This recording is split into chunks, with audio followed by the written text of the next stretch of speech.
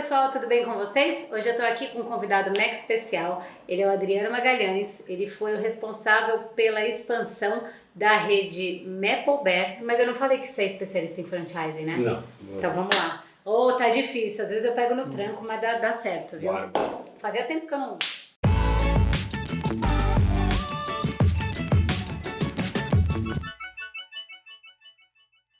Olá pessoal, tudo bem com vocês? Eu tô aqui hoje com um convidado mega especial.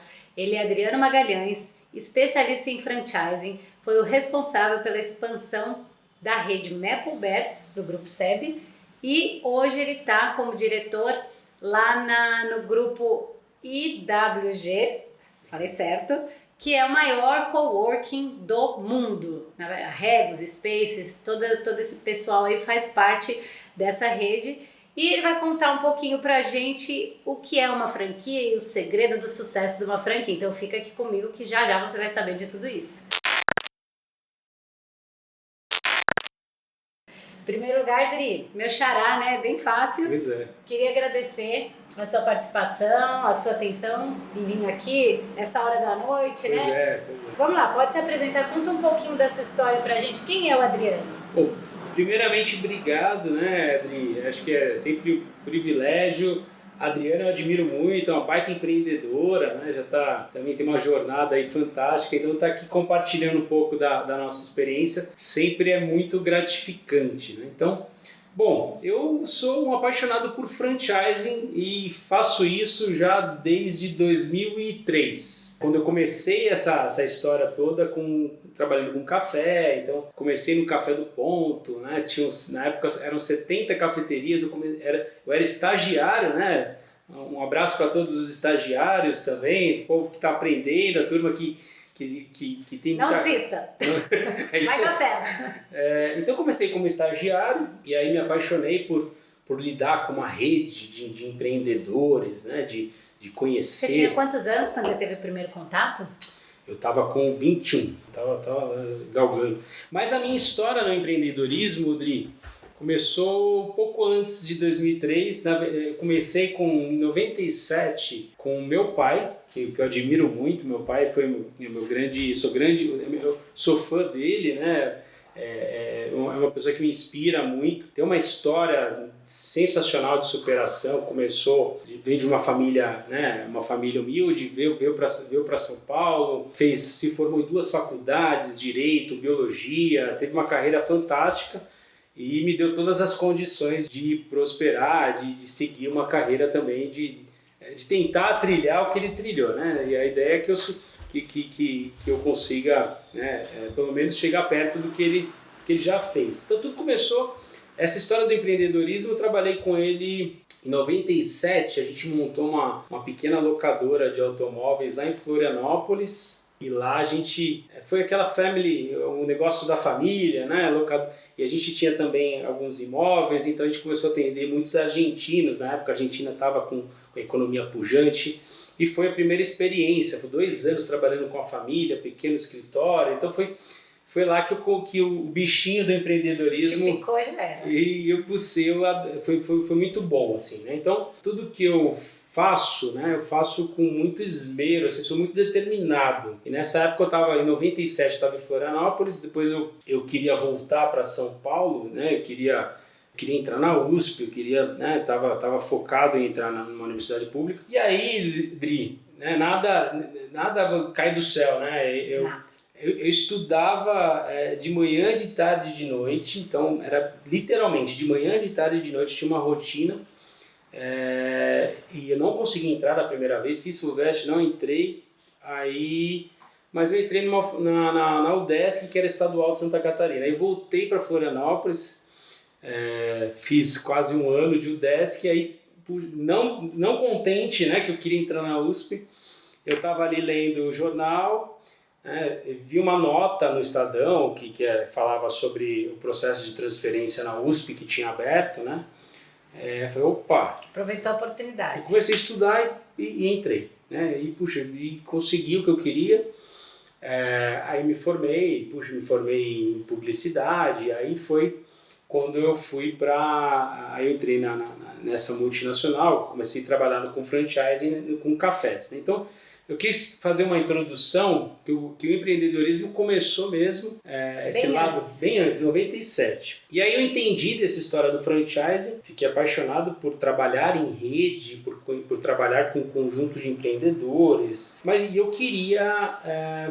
faltava para mim uma experiência internacional. Eu já estava, né, já estava para me formar, na verdade, isso foi 2003 até 2006. Aí eu consegui um intercâmbio com a Universidade de Manchester, na Inglaterra. Eu saí dessa multinacional, falei, opa, consegui um intercâmbio, fui para a Inglaterra, um programa sanduíche, né? Fui estudar um pouco de administração.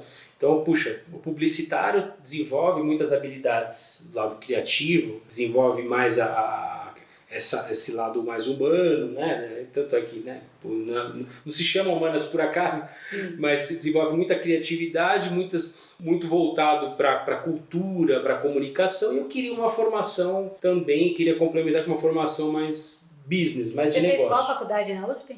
Fiz publicidade. Publicidade. Comunicação social com ênfase em publicidade. E aí, na Universidade de Manchester, eu estudei Business Management, que é... Para complementar. Para complementar. Empreendedor precisa saber de Business Management. E, puxa, né, precisa entender de números, precisa entender de saber projetar um negócio, um bom plano de negócio. E o de humanas, convenhamos, a pessoa de humanas tem um pouquinho de dificuldade de entender de números.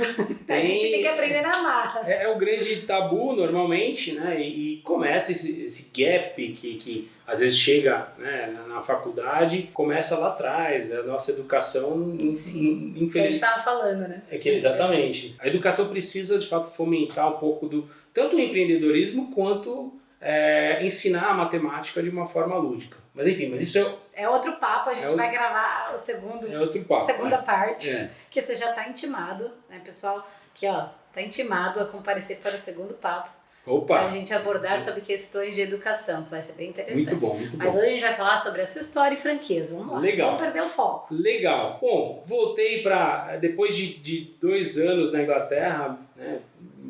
Foi uma guinada, assim, minha vida mudou de cabeça para baixo. Minha filha nasceu em Manchester. Eu joguei futsal na primeira divisão, participei do nascimento de um time, que hoje é o principal time de futsal na Inglaterra, que chama Manchester Futsal Club. Então eu comecei a jogar na Premier League, estudava na Universidade de Manchester, minha filha nasceu, casei em Portugal, foi uma... Que loucura! Foi uma baita guinada. Voltei pro Brasil em 2007, falei, puxa, quero continuar no franchising, tava com isso na cabeça. E como eu sempre gostei muito de esportes, né, sempre queria ser jogador, né, consegui, de certa forma, alcançar esse sonho jogando na Inglaterra com 28 anos, né? Mas era um semi-pro, não era um pro, porque a gente não recebia salário, o futsal estava começando a engatinhar na Inglaterra, mas eu consegui, tive essa experiência, foi sensacional. Voltei para o Brasil, peguei a crise do subprime, 2007, 2008, o Brasil estava num momento muito difícil economicamente. Aí eu falei, puxa, eu com a expectativa de, nossa, estou com um currículo internacional,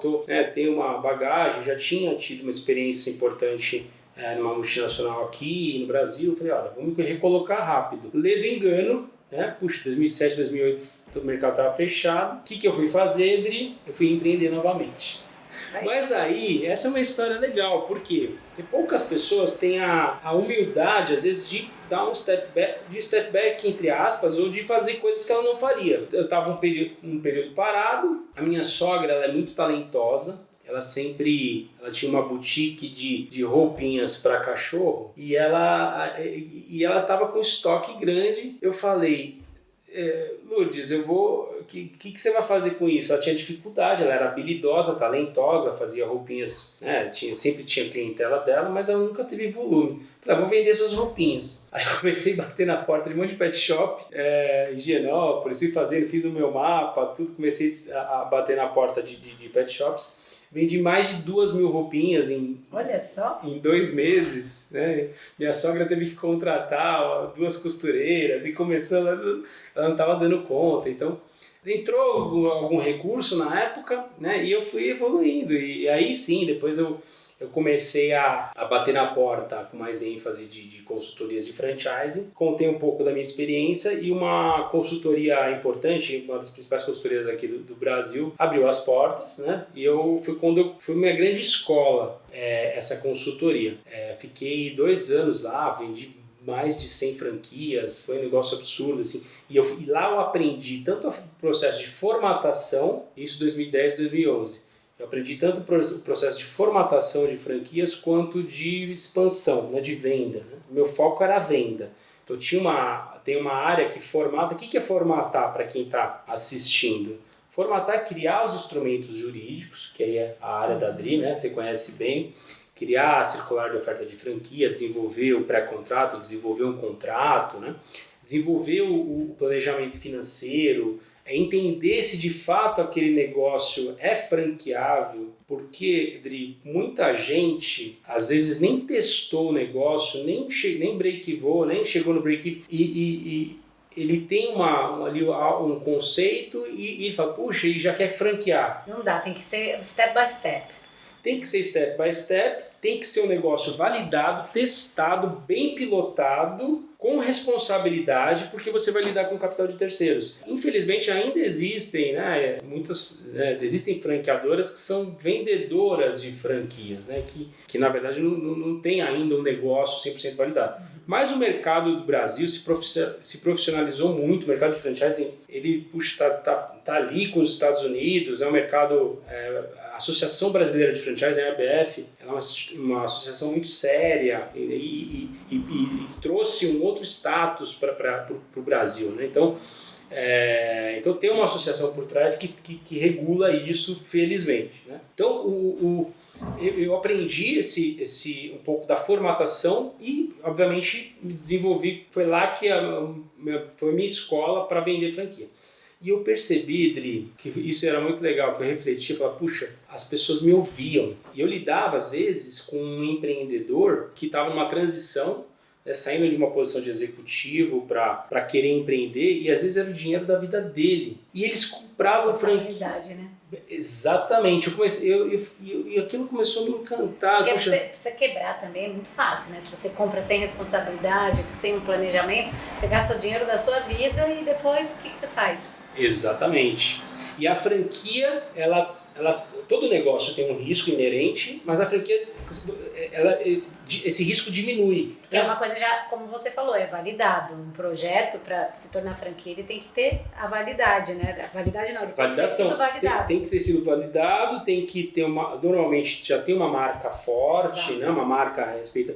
Então, a franquia é um atalho, né? E para quem ainda não teve a experiência de ser um empreendedor ou que precisa de um suporte, de uma ajuda... Pode ser que seja mais seguro, né? É mais seguro, né? Até o Sebrae traz dados sobre isso. A mortalidade de franquias é muito menor do que a mortalidade de negócios próprios.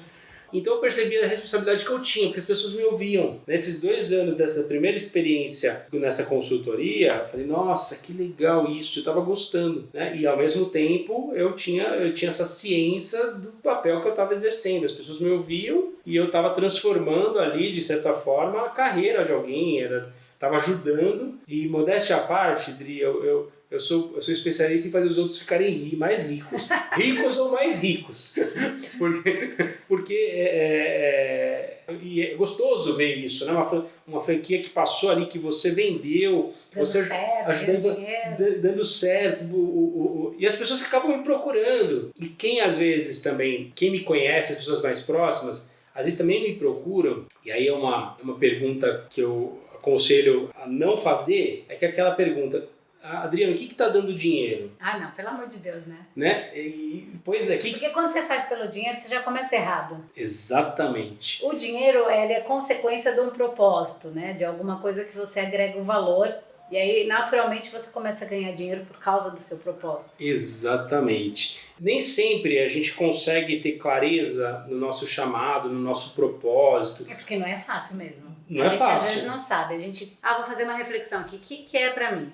Mas não cai no seu colo o seu propósito. Você tem que fazer um exercício de reflexão e pensar. Exatamente. É um processo. Às vezes tem gente que começa a conhecer de fato aquilo que se apaixona, o tal do vocari, a vocação é vocari, é chamado. Com 50 anos, 60 anos, né? E tem gente que... Eu tenho um amigo que ele nasceu apaixonado por aviões. E ele se tornou piloto. Ele já teve a sorte de saber desde criancinha. Tem gente que tem essa coisa, tem gente que não tem que descobrir. Então essa pergunta... E você descobriu cedo? Olha, a minha grande paixão sempre foi o esporte, né? E aí o franchising se tornou... Essa história do esporte que você está omitindo pra gente, hein? Que eu tô sabendo que você tem uma história interessante para contar sobre esporte. Pois é, então vamos lá. Aí depois dessa época depois que eu voltei para a Inglaterra, que comecei a trabalhar nessa consultoria, lá uma das pessoas que jogava comigo nesse time, ele era de um país que chama Quirguistão, né, que é fronteira com a China. Onde fica isso, gente? Fronteira com a China e Cazaquistão. Né? Então é a antiga União Soviética, né? Quando a União Soviética se desmembrou, era um dos países dessa nova redistribuição geográfica. Um dos atletas do time, do Manchester Futsal Club, era de lá. Eu estava trabalhando aqui com o franchising e na época... Vamos abrir um coworking lá, hein? Pois é, né? tem plano para onde. Na época que eu estava trabalhando com franchising, desenvolvendo franquias, ele me mandou uma mensagem pelo Facebook, precisava da minha ajuda para levar um técnico para o Quirguistão, um brasileiro, né? Ele queria um brasileiro porque ele era dono de um clube de futebol de lá. E na época eu sempre fui atento às oportunidades. Fiquem atentos também às oportunidades, acho que esse é um ponto importante. É verdade. E eu tinha ajudado o time desse time inglês, eu levei também um técnico para lá. Né? Na época ele lembrou disso, me mandou uma mensagem no Facebook.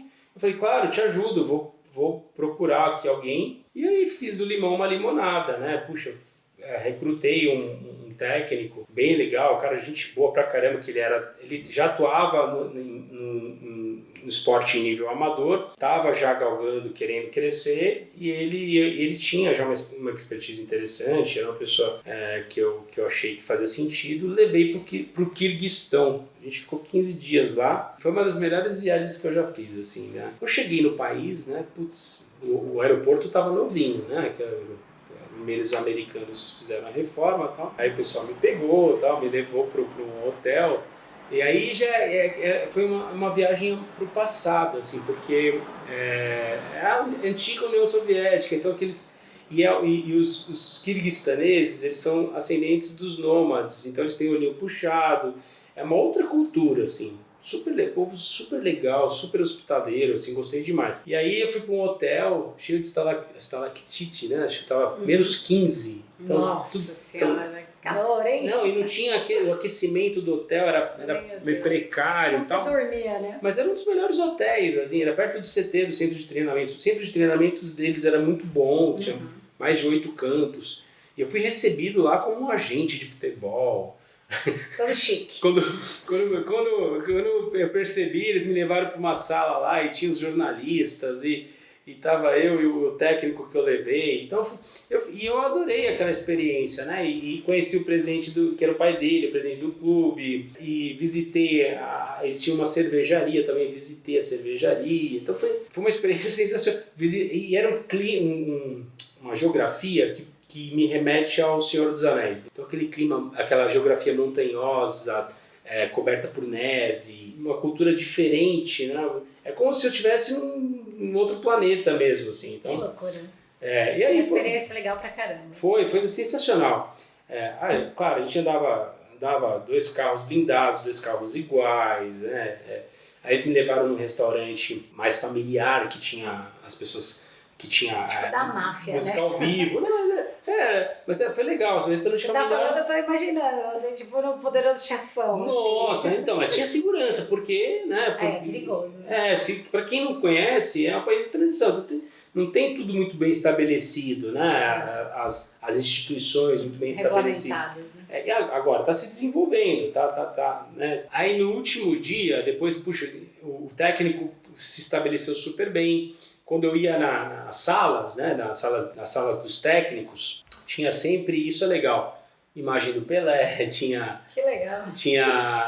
um cartaz dos Ronaldo Fenômeno, Ronaldinho Gaúcho. E o Maradona tava lá? Não, eles são muito. Não, assim, que é Brasil. eles são muito fãs dos brasileiros, né? Então, e esse técnico que eu levei, curiosamente, ele jogava bem. Então, além de ele montar ali a categoria de base, de montar. Mostrava com exemplo. Ele jogava, né? Então, eles adoraram o técnico. Então, eu também dei sorte, né? Nada por acaso também.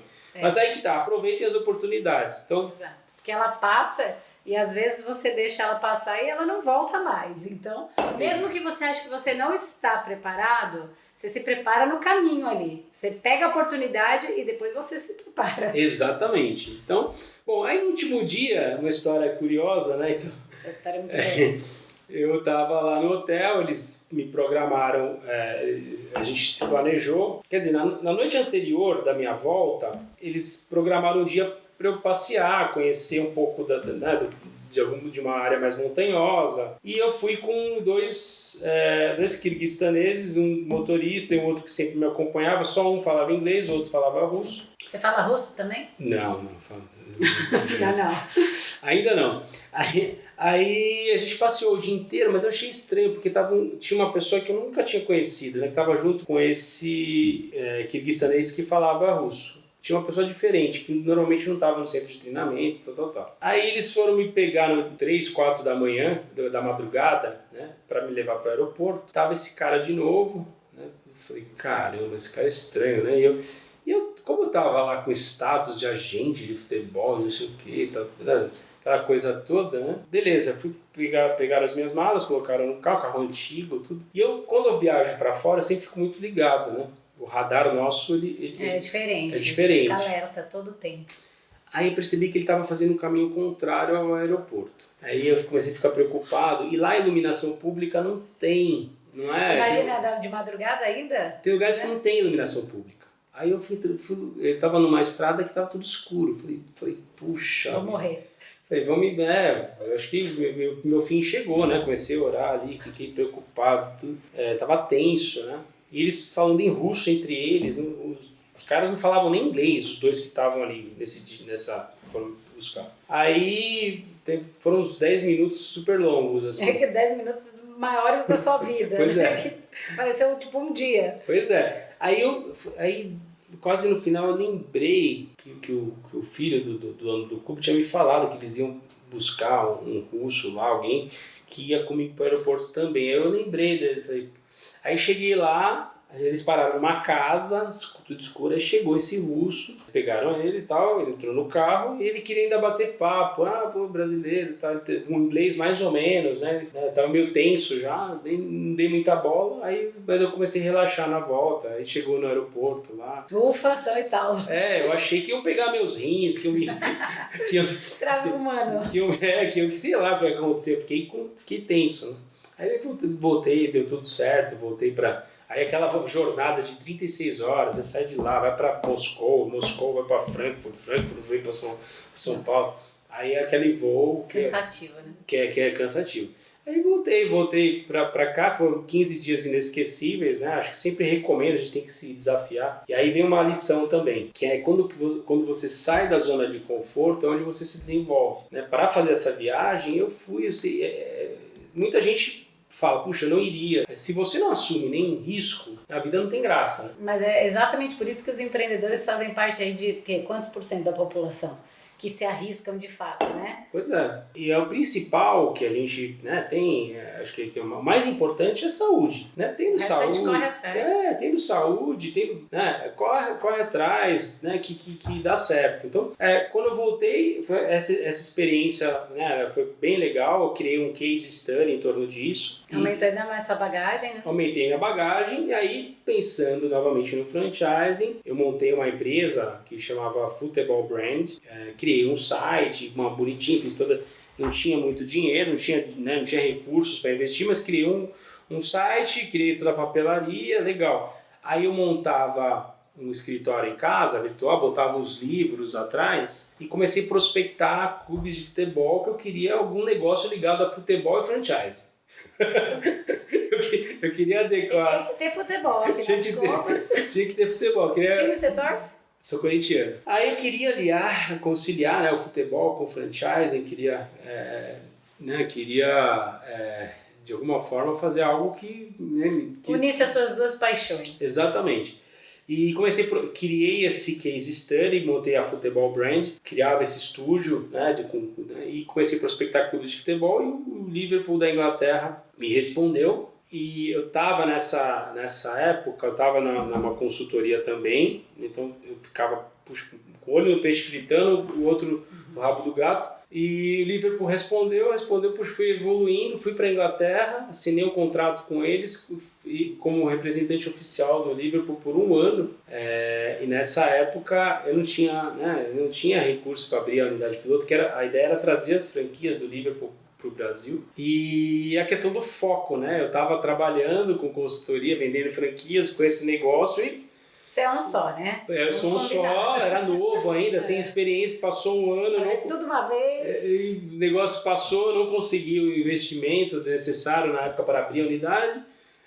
E ao mesmo tempo a gente percebeu, né, que os números não fechavam muito, a conta não batia. Na época o modelo de negócio a gente não conseguiu azeitar bem o modelo para o Brasil.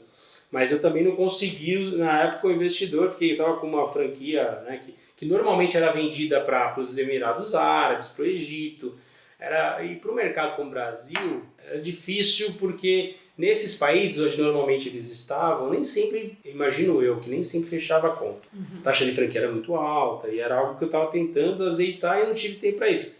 Mas foi uma experiência, eu fui lá, visitei porque o empreendedor ele tem que saber também que ele nem sempre vai acertar, né? Vai mais errado vai mais errado, é importante ele aprender com isso.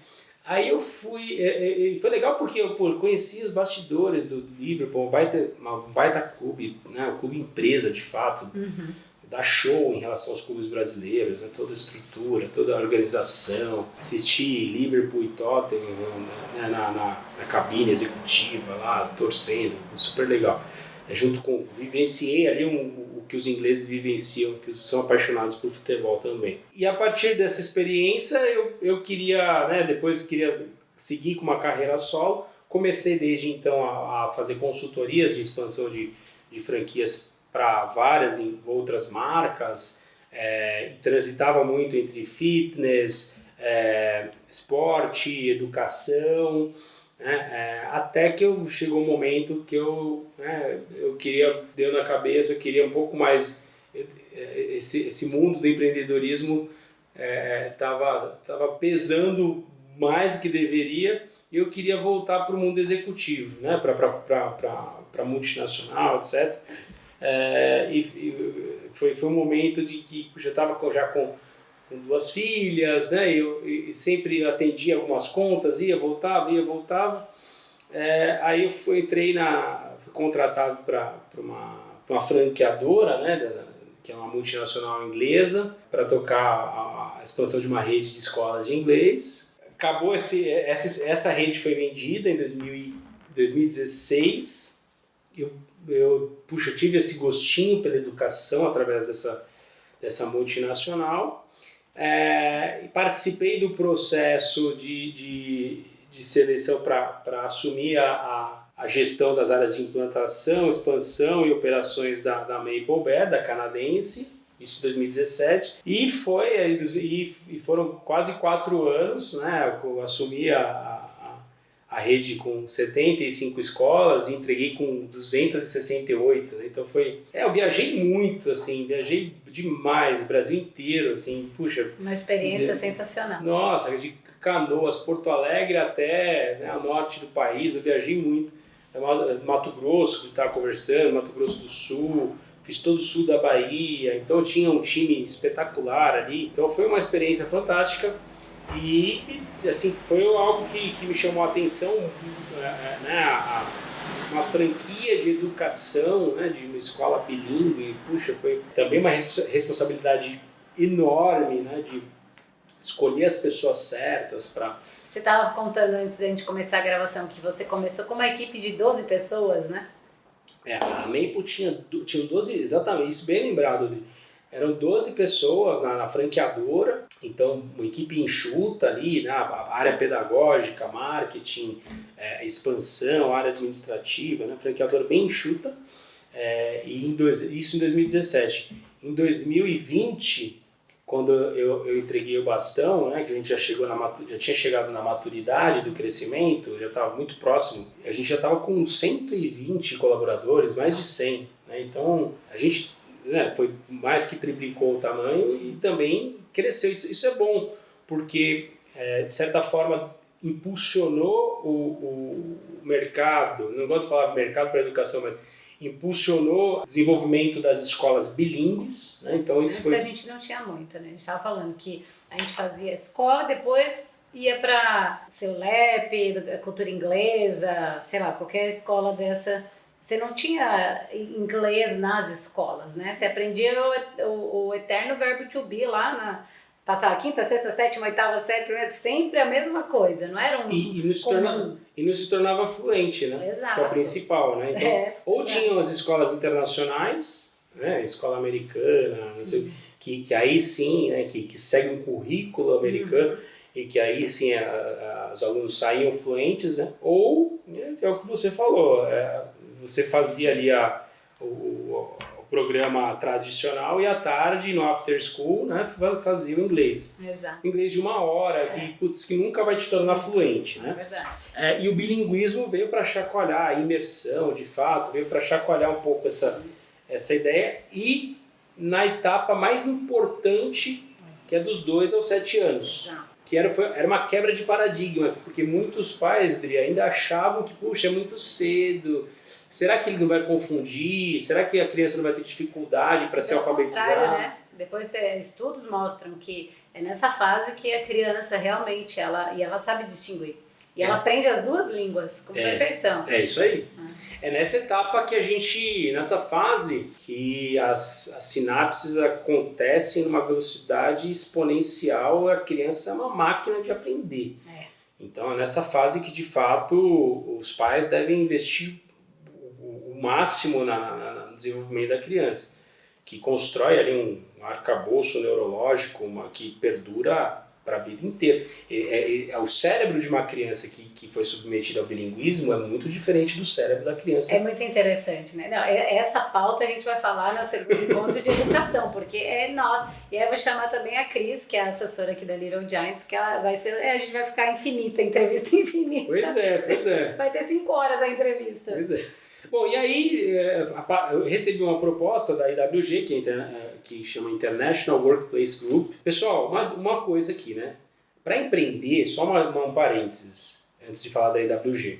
Não necessariamente você precisa de um CNPJ. Você pode empreender no CNPJ dos outros. E eu tinha esse DNA. Né? Na Mapleware, um dos fatores que fizeram que a equipe, o trabalho que foi feito, eu tive o privilégio de liderar uma equipe boa, que a gente teve sucesso porque a gente teve, claro, autonomia, teve os recursos, e esse empreendedorismo, né, já era algo que era latente. Então, abrir mercados, buscar inovar na forma de atuar. Na época a gente já trabalhava muito forte o digital, então quando veio a pandemia, a escola se adaptou, né, com mais facilidade, talvez. Não foi nada fácil para ninguém, mas... Como vocês já estavam nesse caminho. Mas a gente já estava nesse caminho. Mais fácil. Então a transição não foi tão dolorosa, né? Então, assim, você pode empreender dentro de uma empresa. O intraempreendedorismo. Com ideias, né? Tem, claro, essa frase, né, não dá para você esperar de um colaborador o mesmo comprometimento. Então, tem alguns jargões, né, olhar de dono, dor de dono.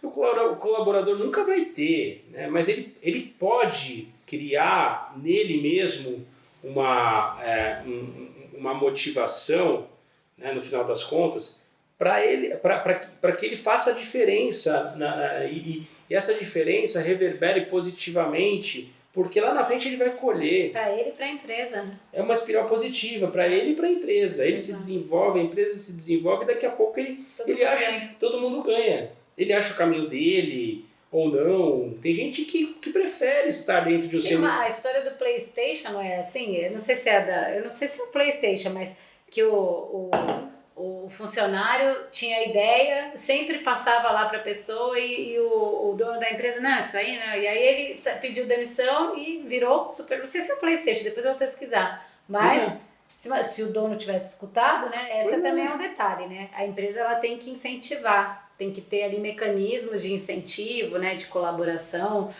para ter um ambiente ali que não seja hostil, que o funcionário não fique com medo, né? Nem o colaborador. Esse ponto que você tocou, ele é crucial, né? Desenvolvimento de uma cultura organizacional que favoreça as pessoas de fato, trazerem as suas ideias à tona, né? Se manifestarem, participarem, né? Das decisões. As empresas, as instituições estão se tornando cada vez mais horizontais, né? Com grupos colaborativos, né? Então as hierarquias, as empresas estão percebendo que as hierarquias, aquela estrutura organizacional mais retrógrada, né, de que só existe um grupo de pessoas de cabeças pensantes, isso não, né, puxa, isso já caiu em desuso. Hoje tem os squads que resolvem problemas, são grupos, né, tá aí Google, né, IBM, enfim, tá aí as unicórnios todas, as startups que estão o tempo todo, obviamente alicerçada por uma tecnologia que vem crescendo exponencialmente, desenvolvendo formas disruptivas de gestão, governança, né? Então é muito importante.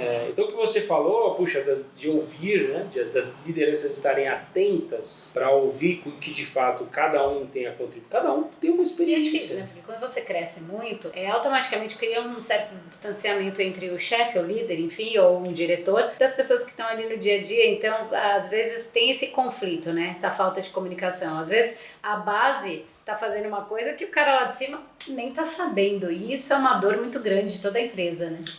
E a chave para que a empresa caminhe rumo ao propósito, uma missão, um objetivo a qual ela se destina, é que as pessoas tenham a mesma visão da liderança, né? a mesma motivação. Isso se constrói gradativamente, escolhendo as pessoas certas. Esse é o pulo do gato das empresas, porque as empresas começam a crescer, o cabeça, o fundador, já não tem mais braço para tocar. Aí ele tem que constituir o que? As lideranças.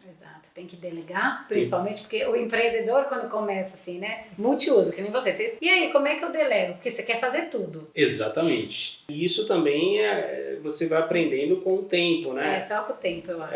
Gestão de pessoas, né? E aí, aproveitando o gancho que a gente está falando desse assunto, quando você implementa uma franquia, porque a gente sabe que a grande dor da franquia é manter a qualidade em todas as unidades, né? Uhum. Como que é esse processo? O que você pode contar pra gente para uma franquia ter sucesso? Quais são os fatores preponderantes aí que você considera essencial para que a franquia venha a ter o sucesso? Bom, primeiro passo é que a gente conversou no início desse bate-papo, é ter um negócio de sucesso já pilotado, validado, né? Uhum.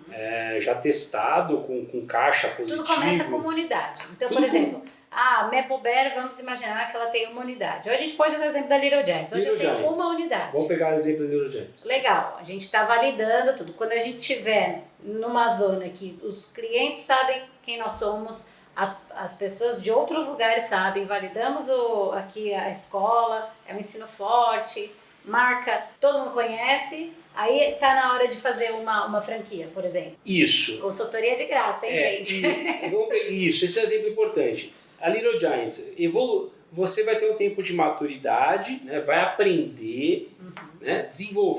Passou por essa curva de maturidade, aprendeu a gerir uma escola, desenvolver uma escola, construiu a marca. Aí é a hora de, entender se o modelo que deu certo aqui na Vila Leopoldina, aqui nessa região, ele é replicável ou não para outras regiões. Porque dependendo da franquia, por exemplo, tem às vezes uma franquia, por exemplo, de locação de equipamentos. Às vezes eu não consigo a mesma matéria-prima lá numa região do norte do país, por exemplo. Então, o ponto é entender se ele é replicável. No caso da Little Giants, sim, sem dúvida, não tenho dúvida que é replicável. Uma vez que você conseguiu sistematizar um método de sucesso, conseguiu de fato, não só em relação pedagogia, mas em relação à gestão escolar, Que é tão importante quanto. que é tão importante quanto, o que você vai fazer, Dri? Você vai transferir esse know-how para o empreendedor que quer começar, porque para ele é um atalho, porque você já passou pelas dificuldades. E como esse empreendedor mantém a qualidade daqui, por exemplo? Eu tenho que fazer o que exatamente para que não manche a minha imagem aqui? Porque deve ter problemas nesse sentido, né? Um franqueado que não observou algum detalhe e acaba manchando a reputação da matriz. Sim. Como é que você escolhe a sua equipe pedagógica, por exemplo? Como é que você escolhe a sua equipe administrativa? Todos os colaboradores da Little Giants têm que ter, de fato, tem que ter uma aderência aos valores da Little Giants. Se no processo de entrevistas, de recrutamento e seleção, você perceber que os valores dos colaboradores não estão alinhados com os valores da Little Giants, você não vai recrutar, você não vai contratar, não é assim? Com a franquia, a mesma coisa. Você vai selecionar bem, uma vez que você entendeu bem, você já tem a expertise, né? Quais são as habilidades que o empreendedor precisa para gerir uma escola? Você já aprendeu, né? Você sabe as habilidades que um diretor precisa. E aí você vai espelhar. No processo de recrutamento e seleção do franqueado, principalmente dos primeiros, você vai buscar as competências, as habilidades necessárias para que a escola dê certo. É uma ciência exata? Não. Porque às vezes você pode achar que o cara tem o tino e tal, aí no decorrer... Isso, mas tem mecanismos para você mitigar o erro. E quais são? Vou te dar um exemplo. Não, eu quero saber os mecanismos, não dá exemplo não. Vou te dar um exemplo. Claro, você tem obviamente, durante o processo, você pode fazer um teste de PI, um Predictive Index, para entender o lado psicográfico. Você pode durante o processo todo de preenchimento de fichas de pré-qualificação, analisar aquilo que ele escreveu, que ele colocou ali no papel, pedir evidências, né? Comprovar de fato que ele dispõe do capital. Mas aí lá na frente, puxa, uma vez que é como um casamento que vai acontecer. Então, precisa namorar, precisa conhecer, para casar leva um tempo. Então, você pode assinar, por exemplo, um pré-contrato, que ele ainda não é seu franqueado. Sim. No pré-contrato, ele ainda vai ter um período que ele se dá uma... probatório. Ele ainda se dá um período para ele de exclusividade para achar um imóvel. Imagina que você vendeu uma franquia da Little Giants lá em Feira de Santana, né, na Bahia. Aí você dá um período, olha, vou te dar a exclusividade durante 6 meses para buscar o imóvel. E durante esse período, ele participa de alguns treinamentos, ele começa a demandar informações, ele já começa a mostrar ainda mais quem ele é. Então você tem ainda a chance de falar, puxa... Não era o que eu estava pensando. Já aconteceu comigo, teve um franqueado, um candidato, né, que ele assinou um pré-contrato, e a gente apelidou ele de AK-47. Porque ele, durante o período de busca de ponto, ele se mostrava muito agressivo, o trato dele com o time não era muito bom, ele era muito ansioso. E aí chegou um determinado momento que a gente acabou decidindo, né, que era melhor não seguir.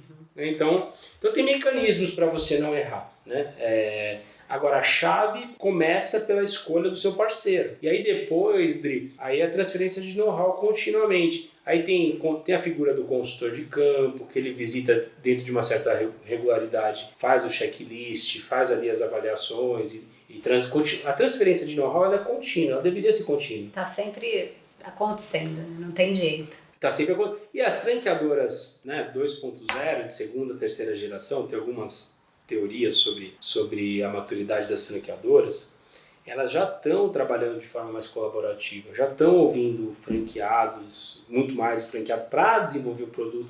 Elas não estão mais se posicionando como detentoras absolutas da verdade. Entendi, que antes era mais uma questão de imposição, né? Antes a franqueadora, eu sou, né, a marca é minha. Eu que tenho, é tudo meu, faça desse jeito.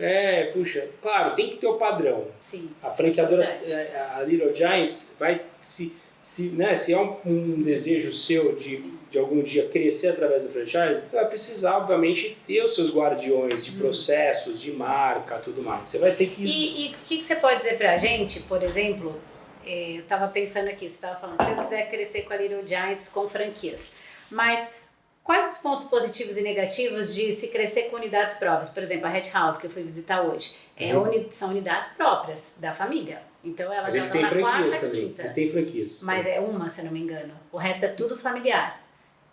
Por que eles optam por esse modelo e não franquia? E quais que são os prós e contras, se eu fosse optar? O modelo de franquia, ele te permite crescer de uma forma mais rápida, então, porque você cresce com capital de terceiros, então você se acelera, você consegue. E ele te traz conhecimento local que você não tem.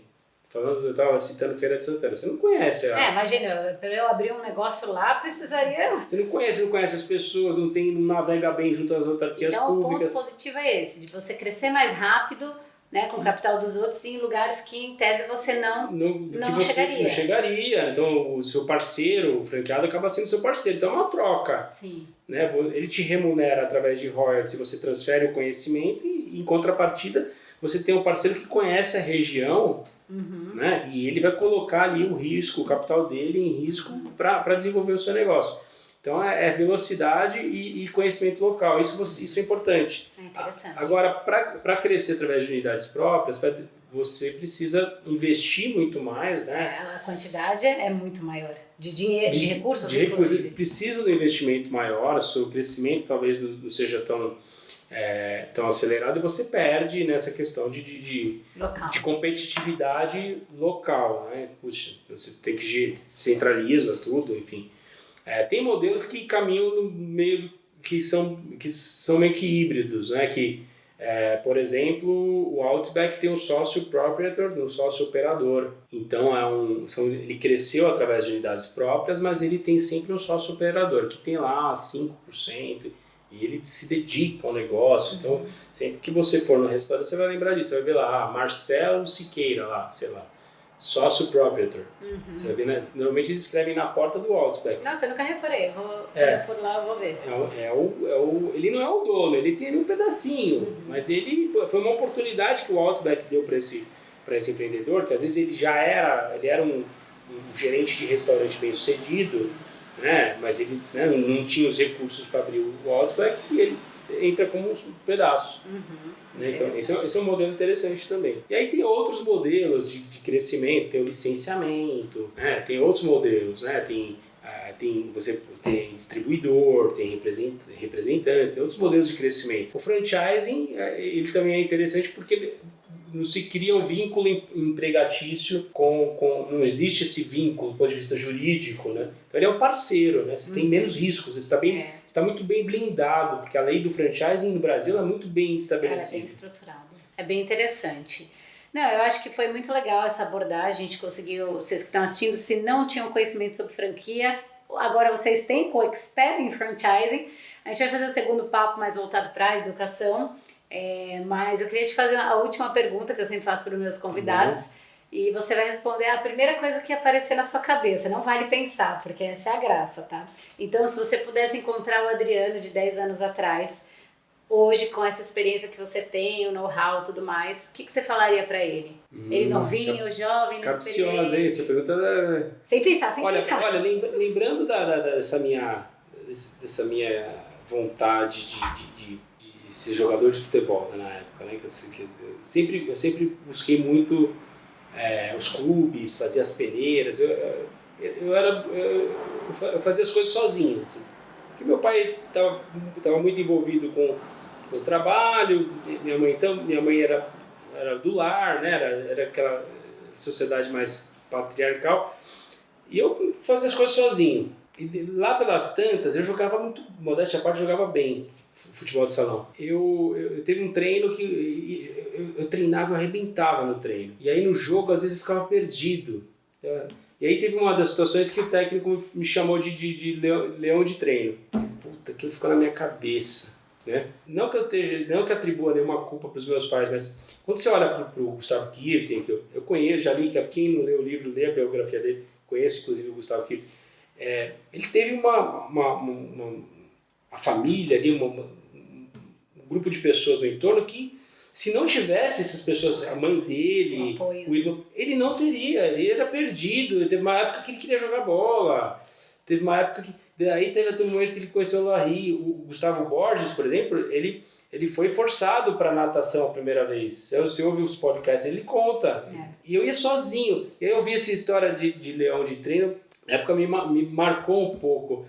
Porque, pô, se eu voltasse nessa época para falar comigo mesmo, eu falava, cara, se divirta quando você for jogar. Eu jogava bem. Não se cobre tanto. Não se cobre tanto, porque eu ficava nervoso. Você super bem no treino, porque você estava descontraído, aí na hora que o jogo estava valendo, seu desempenho baixava. Baixava. Mas lógico que era psicológico. Com certeza. E então se eu fosse voltar, eu ia falar, meu apelido é Guga. Porque quando eu era pequeno eu ficava falando Guga, então as pessoas do meu bairro, todo mundo chama de Guga. E a Dri, ninguém sabe disso, tá? É Dri, mas é Guga. E aí eu falaria para mim mesmo, Guga, se diverte, né? Se você já é um leão de treino, com certeza você vai ser um leão de jogo, né? Eu daria esse estímulo, daria esse up, né? Esse encorajamento, que todo mundo precisa de um encorajamento em algum momento. Com certeza. E é isso, acho que eu iria por essa linha. E falaria, olha, cuida bastante da sua saúde, tenta se equilibrar, tenha foco, né? Porque os atletas de alto desempenho, muitos deles abdicaram de muita coisa, né? Principalmente na época dos 18, 19 anos, que tem aquele conflito, balada não combina com alto rendimento. Exato. Né? Então, você tem que fazer escolhas para tudo na vida, né? Exatamente. Então eu daria esse conselho pro Guga do começo. Muito legal, tá vendo, gente? É isso aí, é bem legal que cada convidado traz uma resposta assim, às vezes inesperada, e a sua foi muito boa. Se divertir, não se cobrar tanto, acho que é muito importante isso também. E você trouxe aqui sacadas muito boas, né?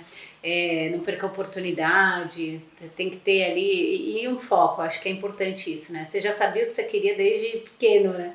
Pois é. Mas foi muito bom, agradeço demais, valeu. Top Espero demais. que vocês tenham gostado e aguardem o próximo papo, viu? Valeu, obrigado aí, prazerzão, né? Foi bem gostoso aqui estar esse tempo. Foi top. Tchau, pessoal.